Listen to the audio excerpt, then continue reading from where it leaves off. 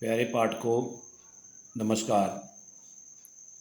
हम वर्ण के बारे में अध्ययन कर रहे हैं और मैंने जो तरीका निकाला है वो ये तरीका निकाला है कि प्रश्नों के माध्यम से अगर पढ़ा जाए तो ज़्यादा लाभ होगा। प्रश्नों के उत्तर आपको साथ साथ मिलते रहेंगे। कहने का मतलब ये है कि आपका दोहरा इसमें फ़ायदा होगा।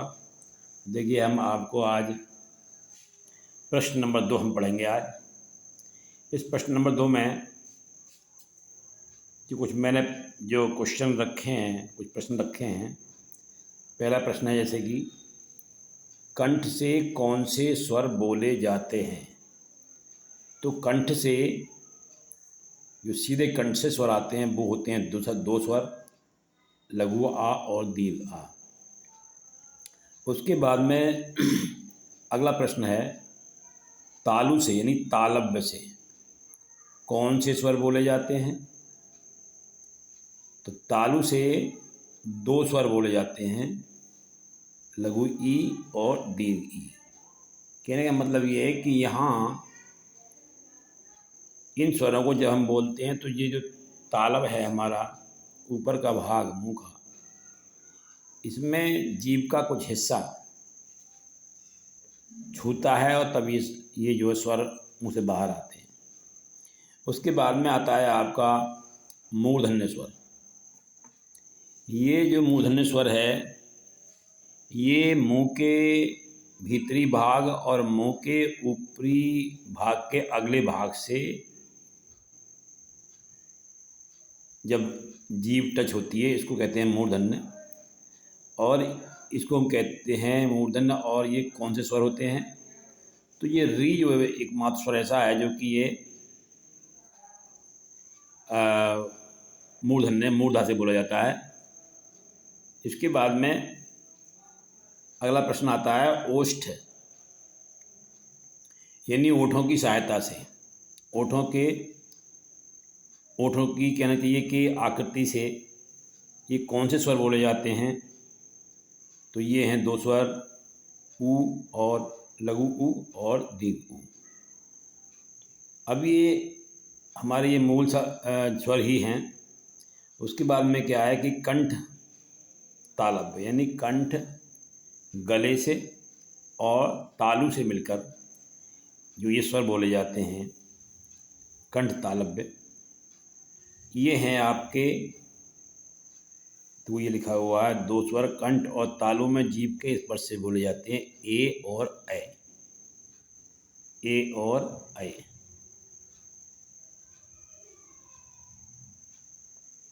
इसके बाद में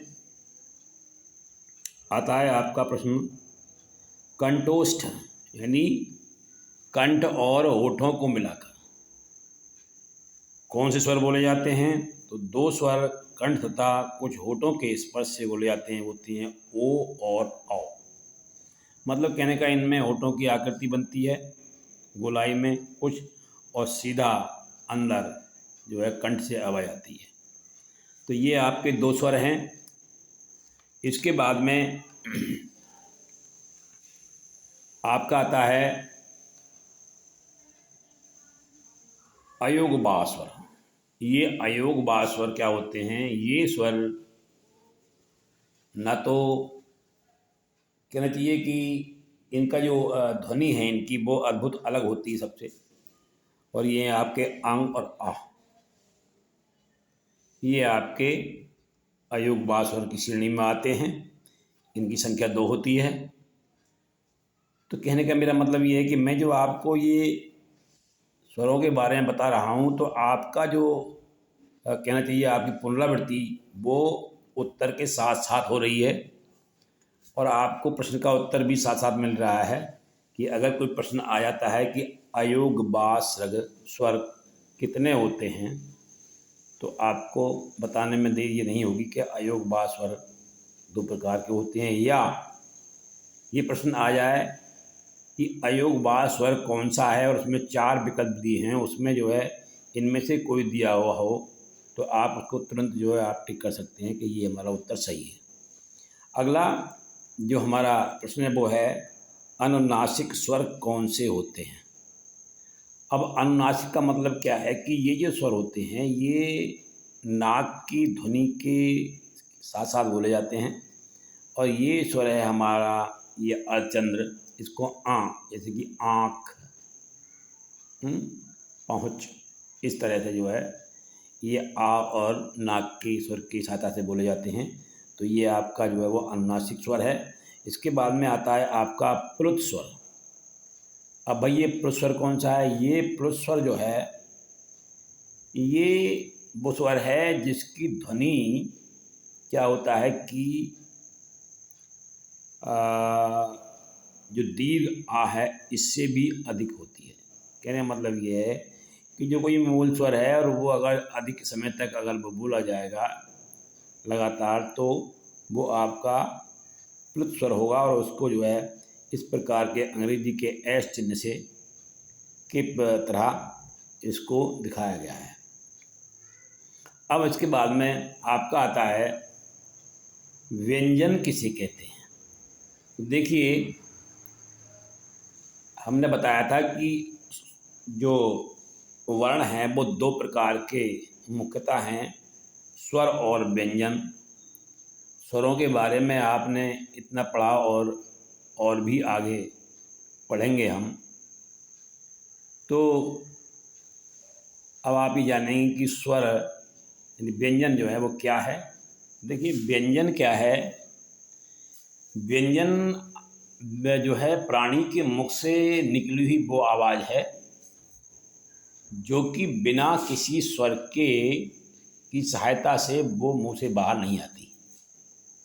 कहने का मतलब ये है कि वो, जैसे कि यहाँ पर एक उदाहरण दिया है मैंने, ये एक वर्ण व्यंजन है, और यहाँ पर आप इसके नीचे हलंत देख रहे हैं, ये बता रहा है कि ये जो वर्ण है ये आधा है, ये अंदर मुंह में ही है और ये बाहर नहीं निकल पा रहा है। जब इसको बाहर निकालना है तब इसको लघु आ की सहायता लेनी पड़ेगी, और इन दोनों के संयोग से जब ये बनेगा क। इसी प्रकार सारे जो और वर्ण हैं वो पूर्ण जब भी होते हैं, जब भी मुंह से बाहर आते हैं, जब भी बोलने योग्य होते हैं, जब उनमें कोई ना कोई स्वर सम्मिलित हो जाता है। तो वही इसमें दिया हुआ है कि व्यंजन वे ध्वनियाँ होती हैं जो बिना किसी स्वर की सहायता से मुंह से बाहर नहीं आ सकती।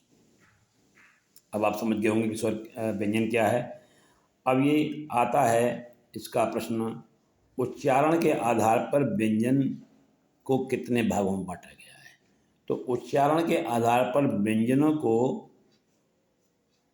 3 भागों में बांटा गया है, और वो हैं आप हमारे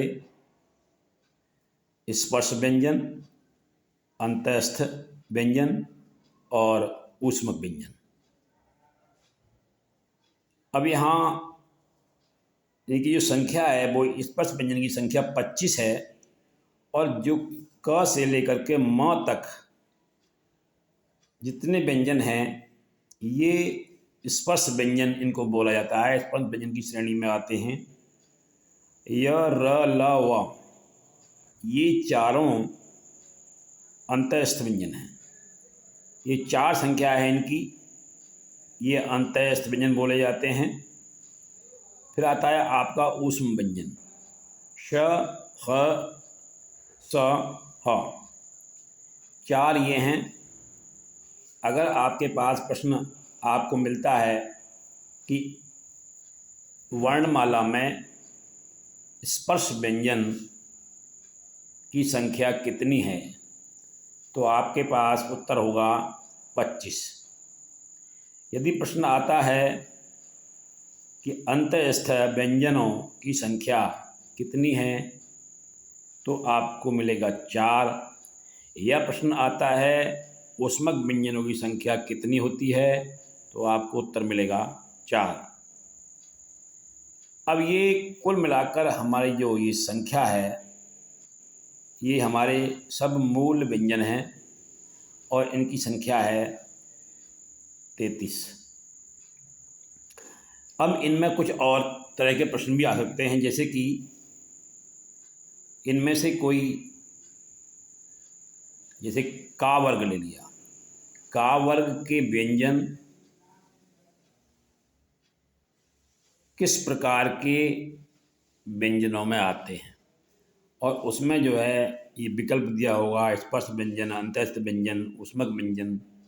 तो आप में उसमें चुनना होगा आपको स्पर्श व्यंजन।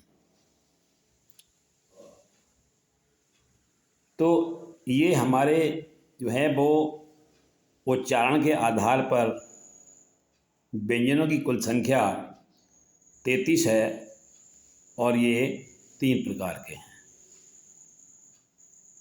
ये आपका दूसरा पृष्ठ पूरा हो गया है और अगला पृष्ठ आपको अगली वीडियो में मिलेगा। मुझे आशा है कि आपको ये तरीका पसंद आया होगा, अच्छा लगा होगा,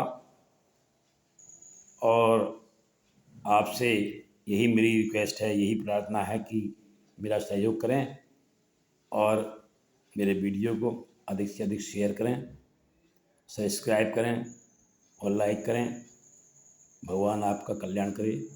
धन्यवाद।